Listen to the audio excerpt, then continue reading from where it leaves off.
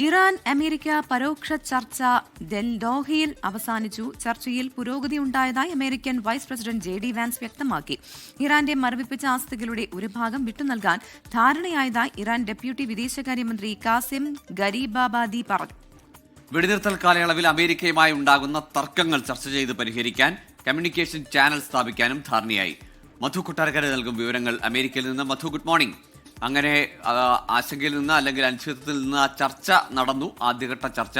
ഇനി അടുത്ത ചർച്ച എപ്പോഴാണ് ഉണ്ടാവുക? ഇപ്പോഴും ഈ ധാരണാപത്രത്തിന് പുറത്തുള്ള ചർച്ചകൾ എന്നതിനപ്പുറത്തേക്ക് ഒരു ശാശ്വതമായ സമാധാന കരാർ എന്ന ചർച്ചയിലേക്ക് കടന്നിട്ടില്ലല്ലോ, അല്ലേ?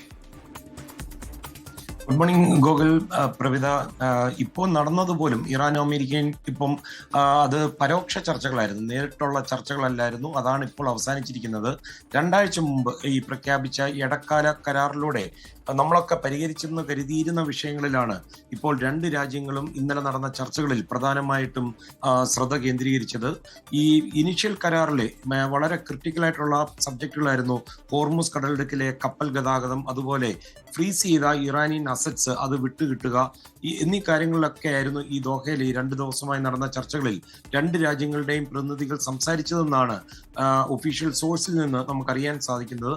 ഇത് കൂടാതെ ജൂലൈ 9-നാണ് അന്തരിച്ച ഇറാൻ പരമോന്നത നേതാവ് അയത്തൊള്ള അലി ഖമേനിയുടെ സംസ്കാര ചടങ്ങുകൾ നടക്കുക. അതുകൊണ്ട് തുടർ ചർച്ചകൾ അതിനുശേഷം മാത്രമേ ഉണ്ടാകൂ എന്നാണ് ഖത്തർ വിദേശകാര്യ മന്ത്രാലയം വ്യക്തമാക്കിയത്.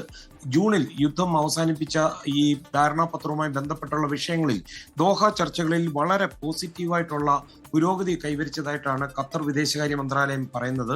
അത് മാത്രമല്ല, സ്വിറ്റ്സർലൻഡിൽ നടന്ന ആ നിർണായക ചർച്ചയുടെ തുടർ ചർച്ചകളാണ് ഇപ്പോൾ നടന്നുകൊണ്ടിരിക്കുന്നതെന്നും അദ്ദേഹം പറയുന്നുണ്ട്. ഒരുപക്ഷെ സാങ്കേതിക ചർച്ചകളായിരിക്കും അദ്ദേഹം ഉദ്ദേശിച്ചത്.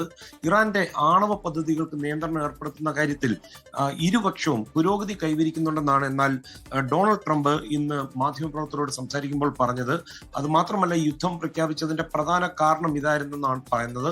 ഇത് കൂടാതെ ട്രംപ് അവകാശപ്പെടുന്നത് ഈ ആണവ നിരുപദ്രീകരണം മികച്ച രീതിയിൽ ഇപ്പോൾ മുന്നോട്ട് പോകുന്നുണ്ട്.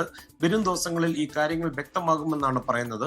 അതേസമയം ഈ വെടിനിർത്തൽ കരാറിൽ അമേരിക്കയുമായിട്ടുള്ള തർക്കങ്ങൾ ചർച്ച ചെയ്ത് നേരത്തെ ഗോകുൽ സൂചിപ്പിച്ചതുപോലെ ഒരു കമ്മ്യൂണിക്കേഷൻ ചാനൽ അത് സ്ഥാപിക്കുവാൻ ധാരണയായിട്ടുണ്ട്. ഈ ചാനൽ നാളെ പ്രവർത്തനക്ഷമമാകും.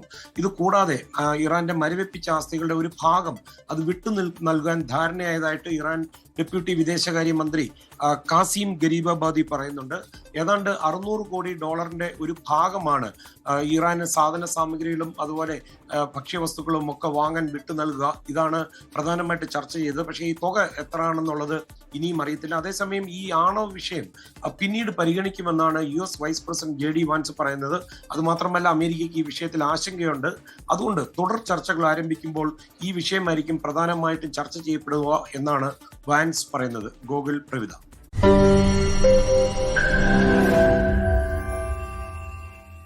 ലോകത്തെവിടെയായാലും ഏത് സമയത്തും 24 വാർത്തകളും ഓഗ്മെന്റഡ് റിയാലിറ്റി പാക്കേജുകളും എക്സ്പ്ലെയിനറുകളും വിശദമായി കാണാൻ ഞങ്ങളുടെ YouTube ചാനൽ നിങ്ങൾക്ക് സബ്സ്ക്രൈബ് ചെയ്യാം.